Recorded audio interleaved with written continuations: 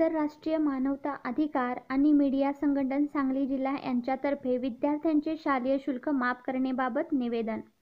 आंतरराष्ट्रीय मानवता अधिकार आणि मीडिया संघटन सांगली जिल्हा यांच्यातर्फे मागणी सांगली जिल्ह्यातील विद्यार्थ्यांचे शालेय शुल्क माफ करण्याबाबत.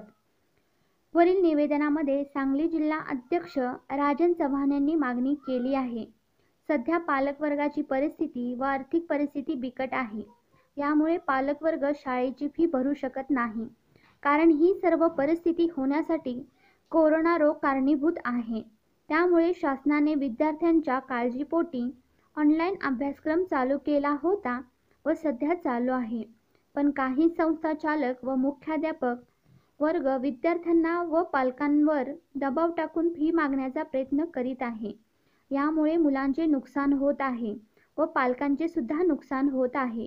यामुळे मुलांचे शिक्षणाकडे लक्ष लागत नाही, तसेच फी भरू शकत नाही. म्हणून संस्था चालक व मुख्याध्यापक वर्ग शाळेच्या व्हॉट्सअप ग्रुपमधून मुलांना डिलीट करण्याचा प्रकार करीत आहेत. हे शिक्षणाच्या दृष्टीने चुकीचे आहे.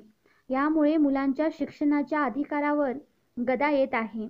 शिक्षण देणे हा घटनेचा नियम आहे व त्यामुळे आमच्या संघटनेच्या वतीने आपणास नम्र विनंती आहे की आपण लवकर दखल घेऊन मुलांच्यावर होणारा अन्याय दूर करावा व न्याय मिळवून द्यावा. सदर बाबीची दखल न घेतल्यास आमच्या संघटनेतर्फे सनदशीर मार्गाने आंदोलन करण्यात येईल, असे जाहीर केले.